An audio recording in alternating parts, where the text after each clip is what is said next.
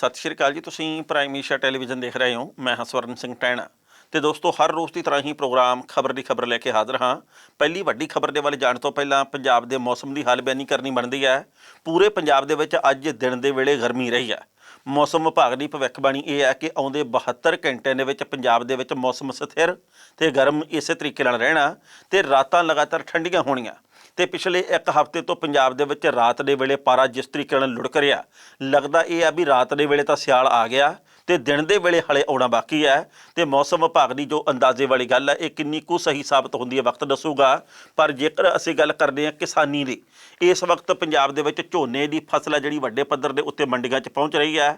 ਲਗਾਤਾਰ ਕਿਸਾਨ ਭਾਈਚਾਰੇ ਦੇ ਉੱਤੇ ਪਰਚੇ ਵੀ ਦਰਜ ਹੋ ਰਹੇ ਆ, ਕਿਉਂਕਿ ਪਰਾਲੀ ਨੂੰ ਅੱਗ ਲਾਉਣ ਦੇ ਕਰਕੇ ਹਰ ਥਾਂ ਦੇ ਉੱਤੇ ਪਰਚਿਆਂ ਦੀਆਂ ਖਬਰਾਂ ਪ੍ਰਾਪਤ ਹੋ ਰਹੀਆਂ। ਕਈ ਥਾਵਾਂ ਦੇ ਉੱਤੇ ਕਿਸਾਨ ਆ ਜਿਹੜੇ ਉਹ ਕਾਫੀ ਗੁੱਸੇ ਦੇ ਵਿੱਚ ਵੀ ਹੈ ਕਿ ਸਾਨੂੰ ਕੋਈ ਸਹੂਲਤ ਦਿੱਤੀ ਨਹੀਂ ਜਾਂਦੀ, ਸਿਰਫ ਰਾਇਆਂ ਦਿੱਤੀਆਂ ਜਾਂਦੀਆਂ ਸਾਲ ਦੇ ਵਿੱਚ 2 ਵਾਰ। ਇੱਕ ਜਦੋਂ ਕਣਕ ਦੇ ਨਾੜ ਨੂੰ ਅੱਗ ਲੱਗਦੀ ਹੈ, ਇੱਕ ਜਦੋਂ ਝੋਨੇ ਦੀ ਪਰਾਲੀ ਨੂੰ ਅੱਗ ਲੱਗਦੀ ਹੈ। ਕਿਸਾਨ ਭਾਈਚਾਰੇ ਦਾ ਇਹ ਕਹਿਣਾ ਕਿ ਸਾਨੂੰ ਗੱਲਾਂ ਦਾ ਕੜਾਹ ਨਹੀਂ ਚਾਹੀਦਾ, ਸਾਨੂੰ ਮਸਲੇ ਦਾ ਹੱਲ ਚਾਹੀਦਾ।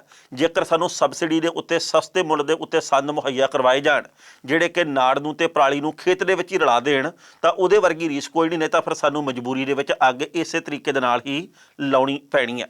ਹੁਣ ਜੇਕਰ ਪਹਿਲੀ ਖਬਰ ਦੇ ਵੱਲ ਜਾਂਦੇ ਹਾਂ ਤਾਂ ਉਹ ਵੀ ਕਿਸਾਨੀ ਨਾਲ ਸੰਬੰਧਿਤ ਹੈ।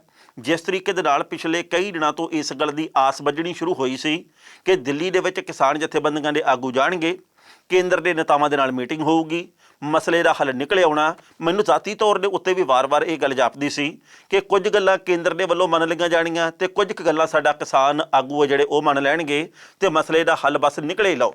ਕਿਉਂਕਿ ਮੈਨੂੰ ਜਾਪਦਾ ਸੀ ਕਿ ਕੇਂਦਰ ਨੂੰ ਹੁਣ ਕੰਨ ਹੋ ਗਏ ਆ ਕਿ ਕਿਸਾਨ ਰੁਕਣ ਵਾਲੇ ਤੇ ਝੁਕਣ ਵਾਲੇ ਨਹੀਂ ਆ।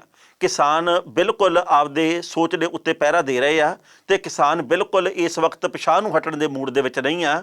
ਉਹ ਪਟੜੀਆਂ ਦੇ ਉੱਤੇ ਵੀ ਬੈਠੇ ਆ ਤੇ ਉਹ ਸੜਕਾਂ ਦੇ ਉੱਤੇ ਵੀ ਬੈਠੇ ਆ, ਧਰਨੇ ਪ੍ਰਦਰਸ਼ਨ ਲਗਾਤਾਰ ਅੱਗੇ ਤੋਂ ਅੱਗੇ ਵਧਾ ਰਹੇ ਆ। ਪਰ ਜਿਸ ਤਰੀਕੇ ਦੇ ਨਾਲ ਅੱਜ ਕਿਸਾਨ ਭਾਈਚਾਰਾ ਦਿੱਲੀ ਦੇ ਵਿੱਚ ਗਿਆ ਤੇ ਜਿਸ ਤਰੀਕੇ ਦੇ ਨਾਲ ਉਹਨਾਂ ਨੂੰ ਬੇਇੱਜ਼ਤ ਕਰਕੇ ਵਾਪਸ ਮੋੜਿਆ ਗਿਆ, ਜਿਵੇਂ ਕਿਸਾਨਾਂ ਦੇ 7 ਮੈਂਬਰੀ ਵਫਦ ਨੂੰ ਜ਼ਲੀਲ ਕੀਤਾ ਗਿਆ, ਇਹਦੇ ਉੱਤੇ ਰਹਿ ਕੇ ਮੈਨੂੰ ਤਾਂ ਹਾਲੇ ਤੱਕ ਦੁੱਖ ਹੋ ਰਿਹਾ ਵੀ ਆ ਵੀ ਕੋਈ ਗੱਲ ਹੋਈ। ਜੇਕਰ ਤੁਹਾਡੇ ਕੋਲੇ ਸਮਾਂ ਹੀ ਹੈ ਨਹੀਂ, ਜੇਕਰ ਕਿਸੇ ਕੇਂਦਰੀ ਮੰਤਰੀ ਨੇ ਕਿਸਾਨਾਂ ਨਾਲ ਮੀਟਿੰਗ ਹੀ ਨਹੀਂ ਕਰਨੀ, ਜੇਕਰ ਪ੍ਰਧਾਨ ਮੰਤਰੀ ਦੇ ਦਫ਼ਤਰ ਦੇ ਵਿੱਚੋਂ ਕਿਸੇ ਦੇ ਕੋਲੇ ਸਮਾਂ ਹੀ ਹੈ ਨਹੀਂ ਤਾਂ ਫਿਰ ਤੁਸੀਂ ਬੁਲਾਇਆ ਕਿਹੜੀ ਗੱਲੋਂ? ਸਿਰਫ ਚਾਹ ਦੇ ਨਾਲ ਬਿਸਕੁਟ ਖਵਾਉਣ ਦੇ ਲਈ? ਤੁਸੀਂ ਸਿਰਫ ਤੇ ਸਿਰਫ ਏਸੀ ਦੀ ਹਵਾ ਫੱਕਣ ਦੇ ਲਈ ਬੁਲਾਇਆ ਹੈਗਾ? ਕਿਸਾਨ ਇਸ ਗੱਲ ਦੇ ਉੱਤੇ ਬੇਹੱਦ ਤੱਤੇ ਭਾਰੇ ਹੋਏ ਆ। ਉਹਨਾਂ ਨੇ ਪਹਿਲਾਂ ਤਾਂ ਕੁਝ ਕੁ ਸਮਾਂ ਜਾ ਕੇ ਦਿੱਲੀ ਦੇ ਵਿੱਚ ਖੇਤੀਬਾੜੀ ਭਵਨ ਦੇ ਵਿੱਚ ਮੰਤਰੀ ਵਿਭਾਗ ਦੇ ਵਿੱਚ ਸੈਕਟਰੀਏਟ ਦੇ ਕੋਲੇ ਬੈਠ ਕੇ ਦਫ਼ਤਰ ਦੇ ਵਿੱਚ ਉਡੀਕ ਕੀਤੀ। ਉਹਨਾਂ ਨੂੰ ਇਹ ਲੱਗਦਾ ਸੀ ਵੀ ਸ਼ਾਇਦ ਖੇਤੀਬਾੜੀ ਮੰਤਰੀ ਨਾਲ ਮੀਟਿੰਗ ਹੋਊਗੀ। ਪਰ ਜਦੋਂ ਇਹ ਪਤਾ ਲੱਗਾ ਜੀ ਕਿ ਕਿਸੇ ਵੀ ਮੰਤਰੀ ਨੇ ਨਹੀਂ ਆਉਣਾ, PMO ਦੇ ਵਿੱਚੋਂ ਕਿਸੇ ਨੇ ਨਹੀਂ ਆਉਣਾ, ਬਸ ਇੱਥੇ ਹੀ ਮਾੜੀ ਮੋਟੀ ਗੱਲਬਾਤ ਜੀ ਹੋਣੀ ਹੈ ਜਿਹੜੇ ਸੈਕਟਰੀ ਪੱਧਰ ਦੇ ਉੱਤੇ, ਤਾਂ ਫਿਰ ਕਿਸਾਨ ਤਪ ਗਏ ਉੱਥੇ। ਉਹਨਾਂ ਨੇ ਇਹ ਗੱਲ ਕਹੀ ਹੈ ਕਿ ਸਾਡੇ ਨਾਲ ਕੀ ਮਜ਼ਾਕ ਕੀਤਾ ਜਾ ਰਿਹਾ। ਜੇਕਰ ਕਿਸੇ ਨੇ ਮਿਲਣਾ ਹੀ ਨਹੀਂ ਸੀ ਤਾਂ ਫਿਰ ਸਾਨੂੰ ਬੁਲਾਇਆ ਕਿਹੜੀ ਗੱਲੋਂ ਗਿਆ ਇੰਨੀ ਦੂਰੋਂ? ਜੇਕਰ ਕਿਸੇ ਨੇ ਕੋਈ ਹੱਲ ਹੀ ਨਹੀਂ ਕੱਢਣਾ, ਕੋਈ ਮਸਲਾ ਵਿਚਾਰਨਾ ਹੀ ਨਹੀਂ ਤਾਂ ਫਿਰ ਸਾਨੂੰ ਕਿਹੜੀ ਗੱਲੋਂ ਤੁਸੀਂ ਚਿੱਠੀਆਂ ਵਾਰ-ਵਾਰ ਪਾ ਰਹੇ ਆ? ਕਿਸਾਨ ਭਾਈਚਾਰੇ ਨੇ ਦਫ਼ਤਰ ਦੇ ਵਿੱਚੋਂ ਬਾਹਰ ਆ ਕੇ ਤੇ ਖੇਤੀ ਕਾਨੂੰਨ ਪਾੜ ਦਿੱਤੇ ਆ, ਕਾਪੀਆਂ ਪਾੜੀਆਂ ਤੇ ਉਹਨਾਂ ਨੇ ਇਹ ਵੀ ਗੱਲ ਕਹੀ ਆ ਕਿ ਅੱਜ ਤੋਂ ਬਾਅਦ ਅਸੀਂ ਇਹ ਐਲਾਨ ਕਰਕੇ ਚੱਲੇ ਆ ਵੀ ਹੁਣ ਭਾਵੇਂ ਇੱਕ ਚਿੱਠੀ ਆਵੇ ਤੇ ਭਾਵੇਂ 25 ਚਿੱਠੀਆਂ ਆਉਣ ਤੇ ਭਾਵੇਂ 55 ਚਿੱਠੀਆਂ ਆਉਣ, ਅਸੀਂ ਨਹੀਂ ਦਿੱਲੀ ਆਵਾਂਗੇ। ਜੇਕਰ ਕੇਂਦਰ ਦੇ ਮੰਤਰੀਆਂ ਨੂੰ ਜ਼ਰੂਰਤ ਹੋਈ ਤਾਂ ਉਹ ਪੰਜਾਬ ਦੇ ਵਿੱਚ ਆਉਣਗੇ। ਤੇ ਦੂਜੀ ਗੱਲ ਇਹ ਆ ਕਿ ਕੇਂਦਰ ਦੇ ਕਿਸੇ ਮੰਤਰੀ ਨੂੰ ਅਸੀਂ ਪੰਜਾਬ ਦੇ ਵਿੱਚ ਹੁਣ ਵੜਨ ਵੀ ਨਹੀਂ ਦੇਣਾ। ਹੁਣ ਇਸ ਮਸਲੇ ਦੇ ਉੱਤੇ ਬਹੁਤ ਵੱਡੇ ਪੱਧਰ ਦੇ ਉੱਤੇ ਮਾਮਲਾ ਭਖੀ ਜਾਂਦਾ। ਉਹਦਾ ਕਾਰਨ ਇਹ ਆ ਵੀ ਜਦੋਂ ਹੁਣ ਕਿਸਾਨਾਂ ਨੂੰ ਬਰੰਗ ਚਿੱਠੀ ਵਾਂਗੂ ਵਾਪਸ ਮੋੜਤਾ ਤਾਂ ਫਿਰ ਕੇਂਦਰ ਦੇ ਮੰਤਰੀਆਂ ਦਾ ਇੱਥੇ ਕੀ ਚਾਰ ਪਾਉਣਾ ਗੱਲ ਤਾਂ ਇਹ ਆ ਵੀ ਉਹਨਾਂ ਨੇ ਜਦੋਂ ਮਸਲਾ ਹੀ ਨਹੀਂ ਵਿਚਾਰਿਆ। ਸਾਡੇ ਪੰਜਾਬ ਦੇ ਵਿੱਚ ਕੇਂਦਰੀ ਮੰਤਰੀ ਨੇ ਜਿਹੜੇ ਸੋਮ ਪ੍ਰਕਾਸ਼ ਹੋਰੀ, ਉਹਨਾਂ ਦਾ ਵੀ ਇਹ ਫਰਜ਼ ਬਣਦਾ ਸੀ ਕਿ ਕਿਸਾਨ ਜਥੇਬੰਦੀਆਂ ਉੱਥੇ ਜਾ ਰਹੀਆਂ, ਇਸ ਮਸਲੇ ਦੇ ਉੱਤੇ ਵਿਚਾਰ ਕੀਤਾ ਜਾਵੇ ਜਾਂ ਕਰਵਾਇਆ ਜਾਵੇ। ਕਿਉਂਕਿ ਬਹੁਤ ਸਾਰੇ ਪੰਜਾਬ ਦੇ ਨੇਤਾ ਜਿਹੜੇ BJP ਦੇ ਨਾਲ ਸੰਬੰਧਿਤ ਆ ਉਹ ਤੀਜੇ ਦਿਨ ਬਿਆਨ ਦੇ ਦਿੰਦੇ ਸੀ ਕਿ ਕਿਸਾਨ ਜਥੇਬੰਦੀਆਂ ਦੀ ਅਸੀਂ ਮੀਟਿੰਗ ਕਰਵਾ ਰਹੇ ਹਾਂ, ਅਸੀਂ ਮੀਟਿੰਗ ਦੇ ਵਿੱਚ ਬਹੁਤ ਵੱਡੀ ਭੂਮਿਕਾ ਅਦਾ ਕਰ ਰਹੇ ਹਾਂ, ਅਸੀਂ ਵਿਚਾਲੇ ਵਿਚੋਲੇ ਦੀ ਭੂਮਿਕਾ ਨਿਭਾ ਰਹੇ ਹਾਂ। ਤੇ ਅੱਜ ਉਹਨਾਂ ਨੂੰ ਕੀ ਹੋ ਗਿਆ? ਅੱਜ ਉਹਨਾਂ ਦੇ ਵਿੱਚੋਂ ਕੋਈ ਵੀ ਨਹੀਂ ਬੌੜਿਆ। ਚਾਹੀਦਾ ਇਹ ਸੀ ਕਿ ਉਹ ਮੀਟਿੰਗ ਕਰਵਾਉਂਦੇ, ਨਾਲੇ ਉਹਨਾਂ ਦਾ ਪਤਾ ਲੱਗਦਾ ਪੰਜਾਬ ਦੇ ਕਿਸਾਨਾਂ ਨੂੰ ਕਿ ਦੇਖੋ ਸਾਡੇ ਲਈ ਇਹਨਾਂ ਨੇ ਕਿੰਨੀ ਵੱਡੀ ਭੂਮਿਕਾ ਅਦਾ ਕੀਤੀ ਹੈ, ਵਿਚਾਲੇ ਪੁਲ ਦਾ ਕੰਮ ਕੀਤਾ। ਪਰ ਉਹਨਾਂ ਦੇ ਵਿੱਚੋਂ ਕੋਈ ਨਹੀਂ ਟੱਕਰਿਆ, ਉਹਨਾਂ ਦੇ ਵਿੱਚੋਂ ਕੋਈ ਨਹੀਂ ਬੌੜਿਆ। ਬਹੁਤ ਸਾਰੀਆਂ ਗੱਲਾਂ ਕਰਦੇ ਪੰਜਾਬ ਦੇ ਜਿਹੜੇ BJP ਦੇ ਨੇਤਾ, ਉਹਨਾਂ ਦੇ ਵਿੱਚੋਂ ਕਿਸੇ ਨੇ ਇਸ ਮਾਮਲੇ ਦੇ ਵਿੱਚ ਉਸਾਰੂ ਭੂਮਿਕਾ ਅਦਾ ਨਹੀਂ ਕੀਤੀ। ਸੋ ਪੰਜਾਬ ਦੇ ਕਿਸਾਨਾਂ ਦਾ, ਖਾਸ ਕਰਕੇ ਜਿਹੜੇ ਕਿਸਾਨ ਆਗੂ ਦਿੱਲੀ ਦੇ ਵਿੱਚ ਗਏ ਸੀ, ਮੈਂ ਨਿੱਜੀ ਤੌਰ ਦੇ ਉੱਤੇ ਉਹਨਾਂ ਦਾ ਸ਼ੁਕਰੀਆ ਅਦਾ ਕਰਦਾ ਕਿ ਉਹ ਵਿਕੇ ਵੀ ਨਹੀਂ ਤੇ ਉਹ ਝੁਕੇ ਵੀ ਨਹੀਂ। ਆਮ ਤੌਰ ਦੇ ਉੱਤੇ ਇਸ ਗੱਲ ਦਾ ਅੰਦਾਜ਼ਾ ਲੱਗ ਜਾਂਦਾ ਹੁੰਦਾ ਕਿ ਸ਼ਾਇਦ ਜਦੋਂ ਚੱਲੇ ਆ ਤਾਂ ਕੋਈ ਨਾ ਕੋਈ ਸੁਲਹ ਸਫਾਈ ਵਾਲੀ ਗੱਲ ਹੋ ਜਾਣੀ ਆ, ਸ਼ਾਇਦ ਕੁਝ ਨਾ ਕੁਝ ਲੈ ਦੇ ਕੇ ਮਸਲਾ ਹੱਲ ਹੋ ਜੇ। ਪਰ ਗੈਰਤਮੰਦੀ ਦਿਖਾਈ ਆ ਕਿਸਾਨ ਆਗੂਆਂ ਨੇ। ਉਹਨਾਂ ਨੇ ਰੁਕਣਾ ਤੇ ਝੁਕਣਾ ਤੇ ਵਿਕਣਾ ਇਹ ਗੱਲ ਠੀਕ ਨਹੀਂ ਸਮਝੀ ਤੇ ਉਹਨਾਂ ਨੇ ਬਿਲਕੁਲ ਅੱਜ ਲਕੀਰ ਖਿੱਚੀ ਹੈ ਤੇ ਲਕੀਰ ਖਿੱਚ ਕੇ ਉਹ ਪੰਜਾਬ ਦੇ ਵਿੱਚ ਵਾਪਸ ਮੁੜੇ ਆ। ਹੁਣ ਇਸ ਮਾਮਲੇ ਦੇ ਉੱਤੇ ਅੱਜ ਯਾਨੀ ਕਿ 15 ਤਰੀਕ ਨੂੰ ਪੰਜਾਬ ਦੀਆਂ ਕਿਸਾਨ ਜਥੇਬੰਦੀਆਂ ਨੇ ਇੱਕ ਮਹੱਤਵਪੂਰਨ ਮੀਟਿੰਗ ਕਰਨੀ ਆ। ਤੇ ਇੱਕ ਮੇਰੇ ਮਨ ਦੇ ਵਿੱਚ ਹੋਰ ਸਵਾਲ ਪੈਦਾ ਹੁੰਦਾ ਕਿ ਅੱਜ ਤੱਕ ਪੰਜਾਬ ਦੇ ਤੇ ਸਿੱਖਾਂ ਦੇ ਤੇ ਕਿਸਾਨਾਂ ਦੇ ਮਸਲਿਆਂ ਨੂੰ ਕੇਂਦਰ ਦੀ ਸਰਕਾਰ ਦਿੱਲੀ ਦੇ ਵੱਲੋਂ ਕਿੰਨਾ ਕੁ ਵਿਚਾਰਿਆ ਗਿਆ, ਮੇਰੇ ਮਨ ਦੇ ਵਿੱਚ ਇਹ ਜ਼ਰੂਰ ਖਿਆਲ ਆ ਰਹੇ ਆ। ਤੁਸੀਂ ਅਤੀਤ ਦੇ ਵੱਲ ਝਾਤ ਮਾਰ ਕੇ ਦੇਖ ਲਵੋ, ਪੰਜਾਬ ਦਾ ਵੱਡੇ ਤੋਂ ਵੱਡਾ ਮੁੱਦਾ ਤੁਸੀਂ ਅਤੀਤ ਦੇ ਵੱਲ ਝਾਤ ਮਾਰ ਕੇ ਦੇਖ ਲਓ, ਪੰਜਾਬ ਦਾ ਜਿੰਨਾ ਮਰਜ਼ੀ ਵੱਡਾ ਮੁੱਦਾ ਹੋਵੇ ਕੇਂਦਰ ਦੀ ਸਰਕਾਰ ਨੂੰ ਬਿਲਕੁਲ ਨਿੱਕਾ ਜਿਹਾ ਲੱਗਦਾ, ਕਈ ਵਾਰ ਤਾਂ ਮੁੱਦਾ ਵੀ ਨਹੀਂ ਲੱਗਦਾ ਹੁੰਦਾ। ਪੰਜਾਬ ਦੇ ਵਿੱਚ ਇੱਥੇ ਲੋਕ ਮਰੀ ਜਾਂਦੇ ਹੁੰਦੇ ਆ, ਵਿਲਕਦੇ ਹੁੰਦੇ ਲੋਕ, ਤੇ ਕੇਂਦਰ ਦੀ ਸਰਕਾਰ ਨੂੰ ਫਿਕਰ ਸਿਰਫ ਹੁੰਦਾ ਉੱਤਰ ਪ੍ਰਦੇਸ਼ ਦਾ, ਫਿਕਰ ਹੁੰਦਾ ਸਿਰਫ ਰਾਜਸਥਾਨ ਦਾ, ਫਿਕਰ ਹੁੰਦਾ ਸਿਰਫ ਗੁਜਰਾਤ ਦਾ। ਉਹਨਾਂ ਨੂੰ ਕਦੇ ਇਸ ਗੱਲ ਦੀ ਚਿੰਤਾ ਨਹੀਂ ਹੋਈ ਕਿ ਪੰਜਾਬ ਵੀ ਇੱਕ ਸੂਬਾ, ਘੱਟ ਗਿਣਤੀਆਂ ਦਾ ਜਿਹੜਾ ਸੂਬਾ, ਇਹਦੇ ਬਾਬਤ ਵੀ ਅਸੀਂ ਕਦੇ ਨਾ ਕਦੇ ਖਿਆਲ ਕਰੀਏ, ਸਿੱਖ ਭਾਈਚਾਰੇ ਦੀ ਵੀ ਅਸੀਂ ਕਦਰ ਕਰੀਏ। ਸੋ ਜਾਣਬੁੱਝ ਕੇ ਕੇਂਦਰ ਦੇ ਵੱਲੋਂ ਇਹ ਸਾਨੂੰ ਸਾਡੀ ਹੋਂਦ, ਸਾਡੀ ਔਕਾਤ ਦਿਖਾਉਣ ਦੀ ਕੋਸ਼ਿਸ਼ ਕੀਤੀ ਗਈ ਹੈ।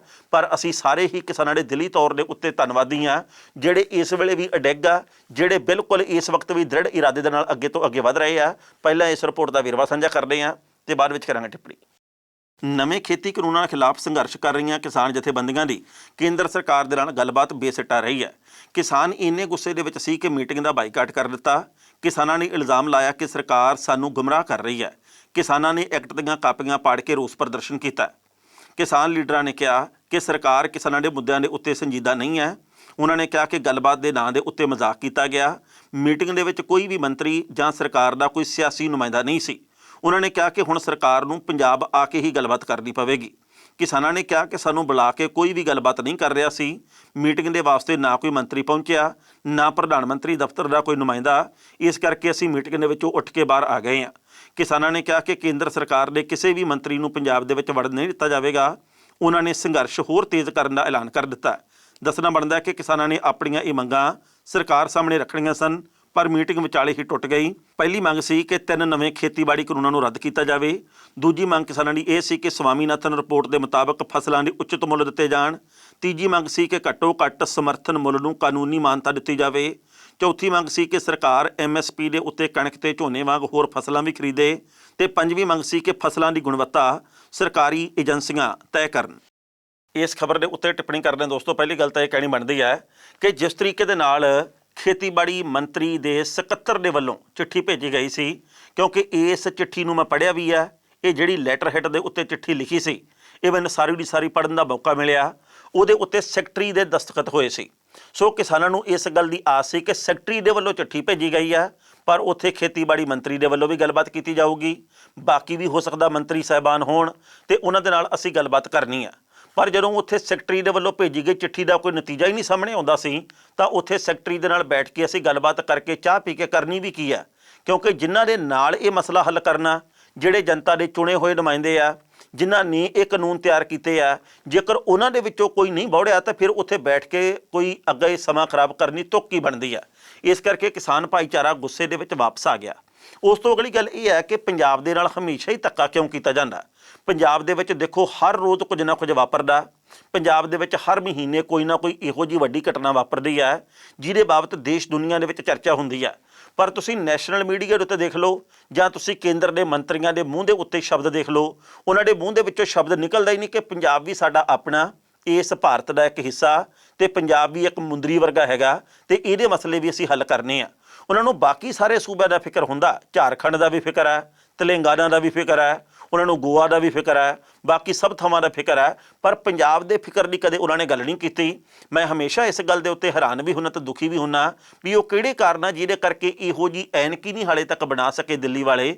ਉਹਨਾਂ ਨੂੰ ਪੰਜਾਬ ਵੀ ਨਜ਼ਰ ਆਵੇ, ਉਹ ਵੀ ਸਾਫ਼ ਸੁਥਰਾ ਨਜ਼ਰ ਆਵੇ, ਸਾਫ਼ ਨਜ਼ਰ ਆਵੇ, ਨਾ ਕਿ ਇਸ ਕਦਰ ਧੁੰਦਲਾ। ਸੋ ਪੰਜਾਬ ਦੀਆਂ ਕਿਸਾਨ ਜਥੇਬੰਦੀਆਂ ਨਾਲ ਧੱਕਾ ਹੋਇਆ, ਇਹਨਾਂ ਦੇ ਨਾਲ ਛੜਯੰਤਰ ਹੋਇਆ, ਕਿਸਾਨਾਂ ਦੇ ਨਾਲ ਚਾਲ ਖੇਡੀ ਗਈ ਆ। ਅਸਲ ਦੇ ਵਿੱਚ ਇਹ ਦੱਸਿਆ ਗਿਆ ਬੁਲਾ ਕੇ ਵੀ ਅਸੀਂ ਤੁਹਾਨੂੰ ਕੁਝ ਨਹੀਂ ਸਮਝਦੇ, ਤੁਹਾਡੀ ਔਕਾਤ ਇਹ ਆ। ਪਰ ਜੇਕਰ ਗੱਲ ਔਕਾਤ ਦੇ ਉੱਤੇ ਆ ਗਈ ਆ ਤਾਂ ਪੰਜਾਬ ਦੀਆਂ ਕਿਸਾਨ ਜਥੇਬੰਦੀਆਂ ਦੇ ਵੱਲੋਂ ਝੰਡਾ ਹੋਰ ਉੱਚਾ ਕਰ ਲਿਆ ਗਿਆ। ਉਹਨਾਂ ਨੇ ਕਿਹਾ ਜੀ ਕਿ ਹੁਣ ਅਸੀਂ ਵੜਨ ਨਹੀਂ ਦੇਣੇ। ਤੇ ਜਿਸ ਤਰੀਕੇ ਦੇ ਨਾਲ ਅੱਜ ਮੀਟਿੰਗ ਹੋਣੀ ਆ ਕਿਸਾਨ ਜਥੇਬੰਦੀਆਂ ਦੀ, ਉਹਦੇ ਬਾਬਤ ਵੀ ਇਹ ਖਬਰਾਂ ਆ ਰਹੀਆਂ ਵੀ ਸੰਘਰਸ਼ ਤਿੱਖਾ ਕਰਨ ਦੇ ਬਾਬਤ, ਹੋਰ ਤਿੱਖੇ ਰੌਂ ਦੇ ਵਿੱਚ ਅੱਗੇ ਵਧਣ ਦੇ ਬਾਬਤ ਚਰਚਾ ਹੋ ਰਹੀ ਹੈ। ਤੇ ਇੱਕ ਇਹਦੇ ਵਿੱਚ ਮਹੱਤਵਪੂਰਨ ਜਾਣਕਾਰੀ ਹੋਰ ਪ੍ਰਾਪਤ ਹੋਈ ਹੈ ਕਿ ਪੰਜਾਬ ਦੀ ਸਰਕਾਰ ਦੇ ਵੱਲੋਂ, ਖਾਸ ਕਰਕੇ ਕੈਪਟਨ ਅਮਰਿੰਦਰ ਸਿੰਘ ਦੇ ਵੱਲੋਂ ਵੀਡੀਓ ਕਾਨਫਰੰਸਿੰਗ ਦੇ ਰਾਹੀਂ ਮੀਟਿੰਗ ਕੀਤੀ ਗਈ ਹੈ, ਕੈਬਨਿਟ ਦੀ ਮੀਟਿੰਗ। ਇਹਦੇ ਵਿੱਚ ਫੈਸਲਾ ਕੀਤਾ ਗਿਆ ਕਿ 19 ਤਰੀਕ ਨੂੰ ਪੰਜਾਬ ਦੇ ਵਿੱਚ ਵਿਧਾਨ ਸਭਾ ਦਾ ਵਿਸ਼ੇਸ਼ ਅਜਲਾਸ ਸੱਦਿਆ ਜਾਣਾ। ਪਿਛਲੇ ਕਈ ਦਿਨਾਂ ਤੋਂ ਕਿਸਾਨ ਜਥੇਬੰਦੀਆਂ ਦੀ ਮੰਗ ਸੀ ਕਿ ਜੇਕਰ 15 ਅਕਤੂਬਰ ਤੱਕ ਇਹਦੇ ਬਾਬਤ ਫੈਸਲਾ ਨਾ ਕੀਤਾ ਗਿਆ ਕਿ ਕਦੋਂ ਵਿਧਾਨ ਸਭਾ ਦਾ ਅਜਲਾਸ ਸੱਦਣਾ, ਤਾਂ ਫਿਰ ਅਸੀਂ ਉਵੇਂ ਹੀ ਕਾਂਗਰਸੀ ਨੇਤਾਵਾਂ ਦਾ ਵੀ ਘਿਰਾਓ ਕਰਨਾ, ਜਿਵੇਂ ਕਿ ਬੀਜੇਪੀ ਦੇ ਨੇਤਾਵਾਂ ਦਾ ਕਰ ਰਹੇ ਹਾਂ। ਅਕਾਲੀ ਦਲ ਦੇ ਵੱਲੋਂ ਵੀ ਕੱਲ੍ਹ ਕਹੀ ਗਈ ਸੀ ਕਿ ਜੇਕਰ ਪੰਜਾਬ ਦੀ ਸਰਕਾਰ ਨੇ ਇੱਕ ਹਫ਼ਤੇ ਦੇ ਵਿੱਚ ਫੈਸਲਾ ਨਾ ਕੀਤਾ ਕਿ ਅਸੀਂ ਵੀ ਵਿਧਾਨ ਸਭਾ ਦੇ ਵਿੱਚ ਛੇਤੀ ਅਜਲਾਸ ਸੱਦ ਰਹੇ ਹਾਂ, ਤਾਂ ਫਿਰ ਅਸੀਂ ਵੀ ਇਹਨਾਂ ਦਾ ਘਿਰਾਓ ਕਰਨਾ। ਸੋ ਪੰਜਾਬ ਦੀ ਸਰਕਾਰ ਦੇ ਵੱਲੋਂ ਫੈਸਲਾ ਕਰ ਲਿਆ ਗਿਆ ਕਿ 19 ਅਕਤੂਬਰ ਨੂੰ ਅਸੀਂ ਅਜਲਾਸ ਸੱਦਣਾ। ਇਹਦੇ ਵਿੱਚ ਕੀ ਫੈਸਲਾ ਹੋਣਾ, ਇਹਦੇ ਵਿੱਚ ਕੀ ਮਹੱਤਵਪੂਰਨ ਨੁਕਤੇ ਸਾਂਝੇ ਹੋਣੇ ਆ, ਕਿਹੜੇ ਮਤੇ ਪਾਸ ਹੋਣੇ ਆ, ਇਹ ਤਾਂ ਵਕਤ ਦੱਸੂਗਾ। ਪਰ ਪੰਜਾਬ ਦੀ ਕਿਸਾਨੀ ਦੀ ਇਸ ਪੱਖੋਂ ਜਿੱਤ ਹੈ ਕਿ 15 ਤਰੀਕ ਤੱਕ ਦਾ ਅਲਟੀਮੇਟਮ ਦਿੱਤਾ ਸੀਗਾ ਉਹਨਾਂ ਨੇ ਕੈਪਟਨ ਸਰਕਾਰ ਨੂੰ, ਉਹ ਉਹਨਾਂ ਦਾ ਪੂਰਾ ਹੋ ਗਿਆ। ਉਹਨਾਂ ਦਾ ਜਿਹੜਾ ਫੈਸਲਾ ਸੀਗਾ ਉਹਦੇ ਉੱਤੇ ਇਸ ਵਕਤ ਪ੍ਰਵਾਨਗੀ ਦੀ ਮੋਹਰ ਲਾਈ ਹੈ ਸੂਬੇ ਦੀ ਸਰਕਾਰ ਨੇ। ਪਰ ਕੇਂਦਰ ਦੀ ਸਰਕਾਰ ਵੱਲੋਂ ਕਿਸਾਨਾਂ ਨਾਲ ਧੱਕੇਸ਼ਾਹੀ ਕੀਤੀ ਗਈ ਆ। ਬਰੰਗ ਚਿੱਠੀ ਵਾਂਗੂ ਜਿਸ ਤਰੀਕੇ ਨਾਲ ਕਿਸਾਨ ਭੇਜੇ ਗਏ ਆ, ਆਉਂਦੇ ਸਮੇਂ ਦੇ ਵਿੱਚ ਇਹਦਾ ਖਮਿਆਜਾ ਕੇਂਦਰ ਦੀ ਸਰਕਾਰ ਨੂੰ ਪੰਜਾਬ ਦੇ ਵਿੱਚ ਵੀ ਤੇ ਹੋਰ ਥਾਵਾਂ ਦੇ ਉੱਤੇ ਵੀ ਭੁਗਤਣਾ ਪੈ ਸਕਦਾ। ਲੰਘੇ ਕੱਲ੍ਹ ਬੀਜੇਪੀ ਦੇ ਪੰਜਾਬ ਦੇ ਪ੍ਰਧਾਨ ਅਸ਼ਵਨੀ ਸ਼ਰਮਾ ਦੀ ਗੱਡੀ ਦੇ ਉੱਤੇ ਹਮਲੇ ਦੀਆਂ ਖਬਰਾਂ ਆਈਆਂ ਸੀ। ਉਹਨਾਂ ਦੇ ਝਰੀਟ ਵੀ ਨਹੀਂ ਲੱਗੀ, ਪਰ ਉਹਨਾਂ ਦੀ ਗੱਡੀ ਦੇ ਸ਼ੀਸ਼ੇ ਭੰਨੇ ਗਏ। ਇਹਦੇ ਬਾਬਤ ਆਪਾਂ ਸਾਰਾ ਕੁਝ ਜਾਣਦੇ ਹਾਂ। ਉਸ ਤੋਂ ਬਾਅਦ ਬਹੁਤ ਵੱਡੇ ਪੱਧਰ ਦੇ ਉੱਤੇ ਸਿਆਸਤ ਸ਼ੁਰੂ ਹੋ ਗਈ। ਬੀਜੇਪੀ ਦੇ ਨੇਤਾਵਾਂ ਦਾ ਇਹ ਕਹਿਣਾ ਜੀ ਕਿ ਕਾਂਗਰਸ ਦੇ ਵੱਲੋਂ ਇਹ ਜਾਣਬੁੱਝ ਕੇ ਹਮਲਾ ਕਰਵਾਇਆ ਗਿਆ। ਕਿਸੇ ਦੇ ਵੱਲੋਂ ਇਹ ਗੱਲ ਕਹੀ ਜਾ ਰਹੀ ਹੈ ਕਿ ਇਹ ਤਾਂ ਕਿਸਾਨਾਂ ਨੇ ਹਮਲਾ ਕੀਤਾ। ਕਿਸੇ ਦੇ ਵੱਲੋਂ ਇਹ ਗੱਲ ਕਹੀ ਜਾ ਰਹੀ ਹੈ ਕਿ ਨਹੀਂ, ਕਿਸਾਨ ਨਹੀਂ ਸੀ, ਇਹ ਤਾਂ ਸ਼ਰਾਰਤੀ ਅਨਸਰ ਸੀਗੇ। ਯਾਨੀ ਕਿ ਜਿੰਨੇ ਮੂੰਹ ਤੇ ਇਸ ਮਸਲੇ ਦੇ ਉੱਤੇ ਉਨੀਆਂ ਗੱਲਾਂ। ਬੀਜੇਪੀ ਦੇ ਵੱਲੋਂ ਰਾਜਨੀਤੀ ਨੂੰ ਅੱਗੇ ਵਧਾਉਂਦਿਆਂ ਡੀਸੀ ਦਫ਼ਤਰਾਂ ਦੇ ਮੂਹਰੇ ਧਰਨਿਆਂ ਦਾ ਸਿਲਸਿਲਾ ਸ਼ੁਰੂ ਕਰ ਦਿੱਤਾ ਗਿਆ ਕਿ ਜੀ ਸਾਡੇ ਪ੍ਰਧਾਨ ਸਾਹਿਬ ਦੇ ਉੱਤੇ ਹਮਲਾ ਕਿਹੜੀ ਗੱਲੋਂ ਕੀਤਾ ਗਿਆ। ਪਰ ਇਸ ਸਾਰੇ ਵਰਤਾਰੇ ਦੇ ਵਿੱਚ, ਇਹ ਸਾਰੇ ਘਟਨਾਕ੍ਰਮ ਦੇ ਵਿੱਚ ਇੱਕ ਨਵੀਂ ਖਬਰ ਜ਼ਰੂਰ ਆ ਗਈ ਹੈ ਕਿ ਅਸ਼ਵਨੀ ਸ਼ਰਮਾ ਹੋਰਾਂ ਦੀ ਸਿਕਿਉਰਿਟੀ ਦੇ ਵਿੱਚ ਚੋਖਾ ਵਾਧਾ ਕਰ ਦਿੱਤਾ ਗਿਆ। 15-16 ਉਹਨਾਂ ਦੇ ਨਾਲ ਸਿਕਿਉਰਿਟੀ ਕਰਮਚਾਰੀ ਲਾ ਦਿੱਤੇ ਗਏ ਆ, ਜਿਹਦੇ ਵਿੱਚ ਕਮਾਂਡੋ ਵਾਲੇ ਨੌਜਵਾਨ ਵੀ ਸ਼ਾਮਿਲ ਹੈ। ਸੋ ਆਉਂਦੇ ਸਮੇਂ ਦੇ ਵਿੱਚ ਬੀਜੇਪੀ ਦੇ ਵੱਲੋਂ ਜਿਹੜਾ ਇਹ ਮੁੱਦਾ ਚੁੱਕਿਆ ਜਾ ਰਿਹਾ, ਉਹਨਾਂ ਨੂੰ ਰਾਜਨੀਤਿਕ ਪੱਧਰ ਦੇ ਉੱਤੇ ਕਿੰਨਾ ਕੁ ਫਾਇਦਾ ਹੁੰਦਾ ਇਹ ਵਕਤ ਦੱਸੂਗਾ। ਪਰ ਬੀਜੇਪੀ ਦੇ ਵੱਲੋਂ ਇਹ ਗੱਲ ਕਹੀ ਜਾ ਰਹੀ ਹੈ ਕਿ ਸਾਨੂੰ ਨਿਸ਼ਾਨੇ ਦੇ ਉੱਤੇ ਰੱਖਿਆ ਜਾ ਰਿਹਾ। ਹੁਣ ਤੱਕ ਬੀਜੇਪੀ ਦੇ ਨੇਤਾ ਇਹ ਗੱਲ ਕਹਿੰਦੇ ਸੀ ਕਿ ਕਿਸਾਨਾਂ ਨੂੰ ਕਾਂਗਰਸ ਨੇ ਗੁੰਮਰਾਹ ਕੀਤਾ, ਇਸ ਕਰਕੇ ਕਿਸਾਨ ਗੁੰਮਰਾਹ ਹੋ ਕੇ ਧਰਨੇ ਪ੍ਰਦਰਸ਼ਨਾਂ ਦੇ ਰਾਹ ਦੇ ਉੱਤੇ ਪਏ ਆ। ਪਰ ਹੁਣ ਜੇਕਰ ਕਿਸਾਨਾਂ ਨੇ ਇਹ ਵਿਰੋਧ ਕੀਤਾ, ਜਿਸ ਤਰੀਕੇ ਨਾਲ ਗੱਡੀ ਭੰਨੇ ਜਾਣ ਦੀ ਖਬਰ ਆਈ ਹੈ, ਕਿਉਂਕਿ ਡੀਜੀਪੀ ਦਿਨਕਰ ਗੁਪਤਾ ਨੇ ਵੀ ਇਹ ਗੱਲ ਕਹਿ ਦਿੱਤੀ ਹੈ ਕਿ ਕਿਸਾਨ ਪਛਾਣੇ ਗਏ ਆ, ਉਹ ਕਿਸਾਨ ਜਥੇਬੰਦੀਆਂ ਦੇ ਨਾਲ ਸੰਬੰਧਿਤ ਲੋਕ ਹੈਗੇ ਆ। ਜਲਦ ਅਸੀਂ ਗ੍ਰਿਫਤਾਰੀ ਕਰ ਲਵਾਂਗੇ। ਜਿਨ੍ਹਾਂ ਨੇ ਅਸ਼ਵਨੀ ਸ਼ਰਮਾ ਦੀ ਗੱਡੀ ਨੂੰ ਭੰਨਿਆ ਹੈਗਾ, ਉਹ ਲੋਕ ਆ ਜਿਹੜੇ ਅਸੀਂ ਹੁਣ ਪਛਾਣ ਚੁੱਕੇ ਹਾਂ, ਤੇ ਇਹ ਕੋਈ ਅਣਪਛਾਤੇ ਲੋਕ ਨਹੀਂ ਆ। ਪਹਿਲਾਂ ਇਹ ਲੱਗਦਾ ਸੀ ਜੀ ਕਿ ਉਹ ਜਦੋਂ ਭੱਜ ਗਏ ਤੇ ਹੁਣ ਫੜੇ ਨਹੀਂ ਜਾਣੇ, ਪਰ ਇਹ ਗੱਲ ਕਲੀਅਰ ਹੋ ਗਈ ਆ ਕਿ ਉਹ ਕਿਸਾਨ ਸਨ। ਉਹ ਕਿਹੋ ਜਿਹੇ ਕਿਸਾਨ ਸਨ? ਕੀ ਸ਼ਰਾਰਤੀ ਕਿਸਾਨ ਸਨ, ਜਾਂ ਕਿਸਾਨੀ ਦੇ ਨਾਂ ਦੇ ਉੱਤੇ ਮਨ ਆਈਆਂ ਕਰਨ ਵਾਲੇ ਸੀ, ਜਾਂ ਕਿਸਾਨ ਅੰਦੋਲਨ ਨੂੰ ਬਦਨਾਮ ਕਰਨ ਦੇ ਚਾਹਵਾਨ ਇਹ ਕੁਝ ਕੁ ਲੋਕ ਹੈਗੇ ਆ?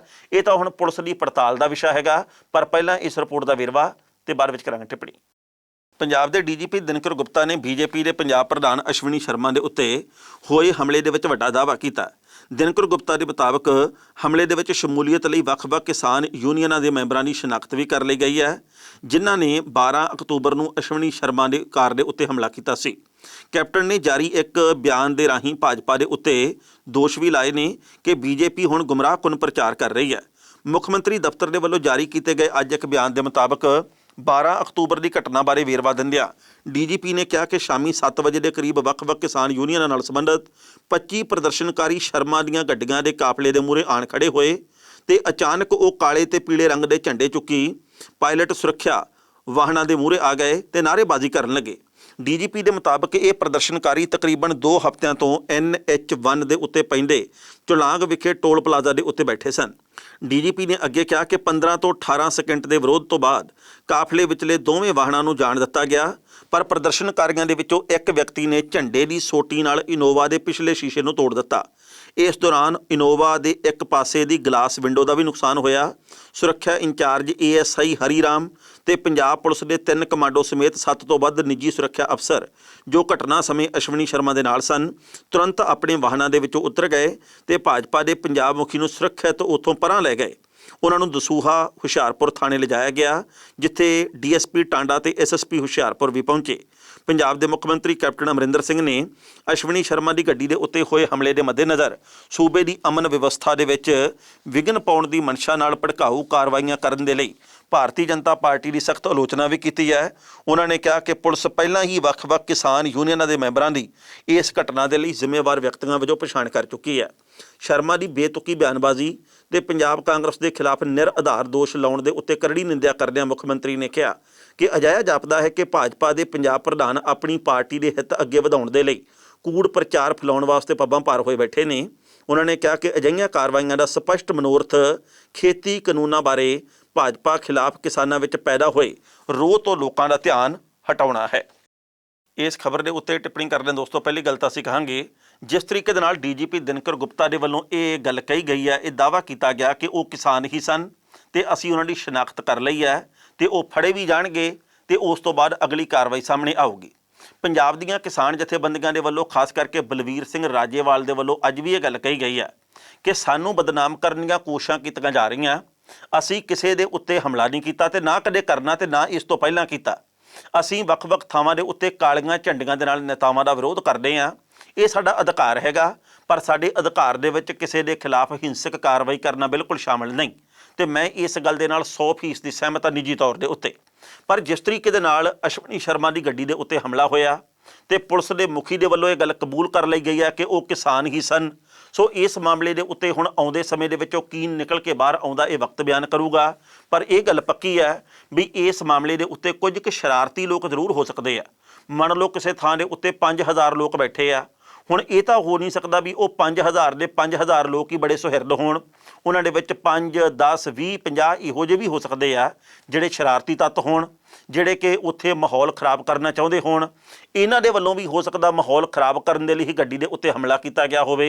ਪਰ ਜਿੰਨੀ ਦੇਰ ਤੱਕ ਇਹਨਾਂ ਦੀ ਪਛਾਣ ਨਹੀਂ ਹੁੰਦੀ ਤੇ ਜਿੰਨੀ ਦੇਰ ਤੱਕ ਇਹਨਾਂ ਦੀ ਸਟੇਟਮੈਂਟ, ਇਹਨਾਂ ਦਾ ਬਿਆਨ ਸਾਹਮਣੇ ਨਹੀਂ ਆਉਂਦਾ, ਜਿਹੜੇ ਲੋਕ ਫੜੇ ਜਾਣਗੇ, ਉਨੀ ਦੇਰ ਤੱਕ ਕੁਝ ਵੀ ਕਹਿਣਾ ਮੇਰਾ ਖਿਆਲ ਆ ਵੀ ਹਾਲੇ ਤੱਕ ਗਲਤ ਹੋਣਾ, ਕੁਥਾਂ ਹੋਣਾ।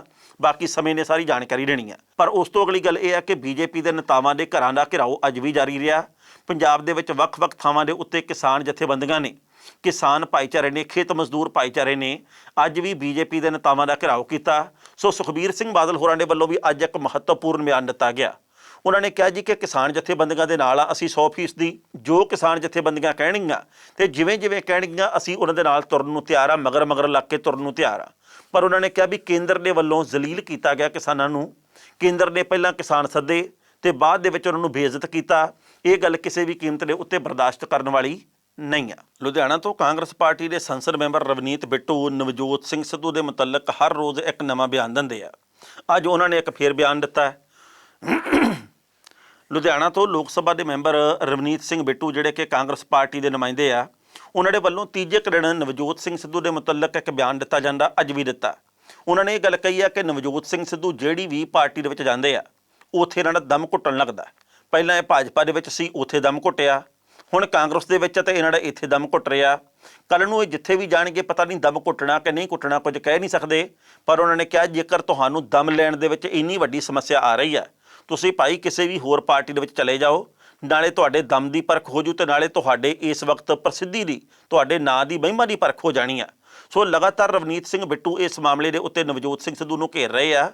ਪਹਿਲਾਂ ਇਸ ਰਿਪੋਰਟ ਦਾ ਵੇਰਵਾ ਸਾਂਝਾ ਕਰਦੇ ਆ ਕਿ ਬਿੱਟੂ ਨੇ ਨਵਜੋਤ ਸਿੰਘ ਸਿੱਧੂ ਦੇ ਉੱਤੇ ਕਿਹੜੇ ਸ਼ਬਦ ਕੁਵਾਰ ਕੀਤੇ ਆ ਤੇ ਬਾਅਦ ਵਿੱਚ ਕਰਾਂਗੇ ਟਿੱਪਣੀ।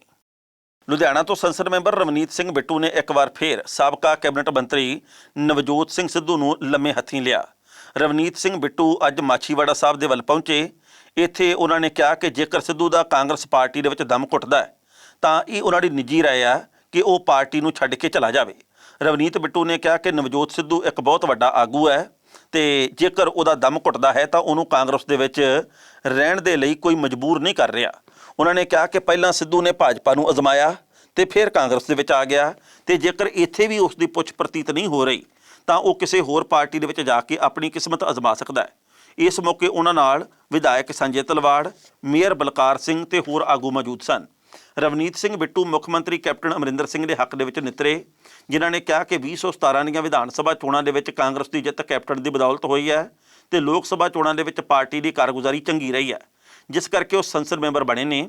ਉਹਨਾਂ ਨੇ ਕਿਹਾ ਕਿ ਕੈਪਟਨ ਅਮਰਿੰਦਰ ਸਿੰਘ ਇੱਕ ਕਦਾਵਰ ਨੇਤਾ ਨੇ ਤੇ ਉਹਨਾਂ ਨੇ ਦੁਬਾਰਾ 2022 ਦੇ ਵਿੱਚ ਚੋਣਾਂ ਲੜਨ ਦੀ ਇੱਛਾ ਪ੍ਰਗਟਾਈ ਹੈ। ਇਸ ਲਈ ਸਾਰੇ ਵਿਧਾਇਕ ਉਹਨਾਂ ਦੀ ਅਗਵਾਈ ਦੇ ਵਿੱਚ ਚੋਣ ਲੜਨਗੇ। ਬਿੱਟੂ ਨੇ ਇਹ ਵੀ ਕਿਹਾ ਕਿ ਅੱਜ ਵੀ ਬਹੁ ਗਿਣਤੀ ਵਿਧਾਇਕ ਕੈਪਟਨ ਅਮਰਿੰਦਰ ਸਿੰਘ ਦੀ ਅਗਵਾਈ ਵਿੱਚ ਚੋਣ ਲੜਨਾ ਚਾਹੁੰਦੇ ਨੇ। ਜੇਕਰ ਕਿਸੇ ਵੀ ਆਗੂ ਨੂੰ ਚੋਣ ਲੜਨ ਦੇ ਵਿੱਚ ਸਮੱਸਿਆ ਹੈ ਤਾਂ ਉਹ ਕਿਸੇ ਹੋਰ ਪਾਰਟੀ ਦੇ ਵਿੱਚ ਜਾ ਸਕਦਾ ਹੈ। ਇਸ ਖਬਰ ਦੇ ਉੱਤੇ ਟਿੱਪਣੀ ਕਰਦਾ ਦੋਸਤੋ, ਪਹਿਲੀ ਗੱਲ ਤਾਂ ਅਸੀਂ ਕਹਾਂਗੇ, ਪਿਛਲੇ ਦਿਨੀ ਵੀ ਰਵਨੀਤ ਬਿੱਟੂ ਹੋਰਾਂ ਨੇ ਇਹ ਗੱਲ ਕਹੀ ਸੀ ਕਿ ਨਵਜੋਤ ਸਿੰਘ ਸਿੱਧੂ ਨੂੰ ਜੇਕਰ ਇਹ ਲੱਗਦਾ ਕਿ ਉਹਦਾ ਬਹੁਤ ਵੱਡਾ ਕੱਦ ਹੈ, ਜੇਕਰ ਉਹਨੂੰ ਲੱਗਦਾ ਕਿ ਮੈਂ ਬਹੁਤ ਵੱਡਾ ਨੇਤਾ ਹਾਂ ਤੇ ਮੈਂ ਪਾਰਟੀ ਤੋਂ ਵੱਡਾ ਨੇਤਾ ਬਣ ਚੁੱਕਿਆ, ਤਾਂ ਫਿਰ ਉਹਨੂੰ ਆਪਣੀ ਪਾਰਟੀ ਬਣਾ ਕੇ ਤੇ ਚੋਣ ਲੜ ਲੈਣੀ ਚਾਹੀਦੀ ਆ। ਨਾਲੇ ਸਾਡਾ ਭਰਮ ਨਿਕਲ ਜੂ, ਨਾਲੇ ਉਹਦਾ ਆਪਣਾ ਭਰਮ ਨਿਕਲ ਜੂ। ਪਰ ਹੁਣ ਰਵਨੀਤ ਬਿੱਟੂ ਨੇ ਇਹ ਗੱਲ ਕਹੀ ਹੈ ਕਿ ਨਵਜੋਤ ਸਿੰਘ ਸਿੱਧੂ ਜਿਹੜੀ ਪਾਰਟੀ 'ਚ ਜਾਂਦਾ ਉੱਥੇ ਉਹਦਾ ਦਮ ਘੁੱਟਦਾ ਹੈ ਤੇ ਉਹਨੂੰ ਕਿਸੇ ਹੋਰ ਪਾਰਟੀ ਦੇ ਵਿੱਚ ਜਾ ਕੇ ਆਪਣੇ ਦਮ ਦਾ ਪ੍ਰਬੰਧ ਕਰ ਲੈਣਾ ਚਾਹੀਦਾ, ਜੇਕਰ ਉਹ ਇੱਥੇ ਵੀ ਖੁਸ਼ ਨਹੀਂ ਹੈ ਤਾਂ।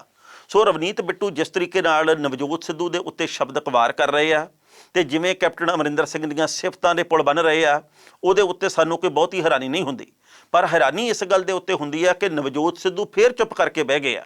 ਬਦਨੀ ਕਲਾਂ ਦੀ ਰੈਲੀ ਦੇ ਵਿੱਚ ਉਹ ਬੋਲੇ ਤੇ ਬਹੁਤ ਬੋਲੇ ਤੇ ਤੱਤਾ ਬੋਲੇ ਤੇ ਉਸ ਤੋਂ ਬਾਅਦ ਬਿਲਕੁਲ ਵੀ ਨਹੀਂ ਬੋਲੇ। ਜਦੋਂ ਤੱਤਾ ਬੋਲੇ ਉਦੋਂ ਵੀ ਖਬਰਾਂ ਬਣੀਆਂ, ਹੁਣ ਬਿਲਕੁਲ ਉਹ ਝੱਗ ਵਾਂਗ ਬੈਠ ਗਏ ਤੇ ਫਿਰ ਇਸ ਗੱਲ ਦੀਆਂ ਖਬਰਾਂ ਬਣ ਰਹੀਆਂ। ਸੋ ਨਵਜੋਤ ਸਿੱਧੂ ਦੇ ਬਾਬਤ ਖਬਰਾਂ ਆ ਰਹੀਆਂ ਕਿ ਸ਼ਾਇਦ ਹਾਈ ਕਮਾਨ ਦੇ ਵੱਲੋਂ ਉਹਨਾਂ ਨੂੰ ਕਿਹਾ ਗਿਆ ਹੋਵੇ ਕਿ ਤੁਸੀਂ ਚੁੱਪ ਰਹਿਣਾ, ਰੰਧਾਵਾ ਦੇ ਨਾਲ ਜੋ ਕੁਝ ਵੀ ਹੋਇਆ ਤੇ ਉਸ ਮਸਲੇ ਦੇ ਉੱਤੇ ਕੁਝ ਵੀ ਨਹੀਂ ਬੋਲਣਾ। ਤੇ ਇਹ ਵੀ ਮੰਨਿਆ ਜਾ ਰਿਹਾ ਕਿ ਪਹਿਲਾਂ ਬਿਹਾਰ ਦੇ ਵਿੱਚ ਸਟਾਰ ਪ੍ਰਚਾਰਕ ਦੇ ਤੌਰ ਦੇ ਉੱਤੇ ਸਿੱਧੂ ਨੂੰ ਸ਼ਾਮਲ ਕਰਨਾ ਸੀ, ਪਰ ਬਿਹਾਰ ਦੇ ਵਿੱਚ ਕਿਉਂਕਿ ਸਿੱਧੂ ਦੇ ਉੱਤੇ ਪਰਚਾ ਦਰਜ ਹੋਇਆ, ਇਸ ਕਰਕੇ ਕਾਂਗਰਸ ਹਾਈ ਕਮਾਨ ਨੇ ਕੋਈ ਰਿਸਕ ਲੈਣ ਦੀ ਥਾਂ ਦੇ ਉੱਤੇ ਉਹਨਾਂ ਦੇ ਨਾਂ ਨੂੰ ਬਾਹਰ ਹੀ ਰੱਖਿਆ। ਆਉਂਦੇ ਸਮੇਂ ਦੇ ਵਿੱਚ ਪਤਾ ਲੱਗਾ ਕਿ ਮੱਧ ਪ੍ਰਦੇਸ਼ ਦੀਆਂ ਚੋਣਾਂ ਦੇ ਵਿੱਚ ਹੋ ਸਕਦਾ ਨਵਜੋਤ ਸਿੰਘ ਸਿੱਧੂ ਉੱਥੇ ਗੱਜਣ, ਉੱਥੇ ਜਾ ਕੇ ਪ੍ਰਚਾਰ ਕਰਨ, ਉੱਥੇ ਜਾ ਕੇ ਆਪਣੀ ਭੂਮਿਕਾ ਅਦਾ ਕਰਨ। ਖਬਰਾਂ ਦੋਸਤੋ ਕਈ ਹੋਰ ਵੀ ਸਨ, ਪਰ ਜੋ ਵਕਤ ਦੀ ਘਾਟ ਰੁਕਣ ਦਾ ਇਸ਼ਾਰਾ ਕਰ ਰਹੀ ਹੈ। ਕੱਲ੍ਹ ਨੂੰ ਇਸੇ ਵੇਲੇ ਖਬਰ ਦੀ ਖਬਰ ਲੈ ਕੇ ਫਿਰ ਹਾਜ਼ਰ ਹੋਵਾਂਗੇ। ਉਦੋਂ ਤੱਕ ਲਈ ਦਿਓ ਆਗਿਆ। ਬਹੁਤ ਬਹੁਤ ਮਿਹਰਬਾਨੀ।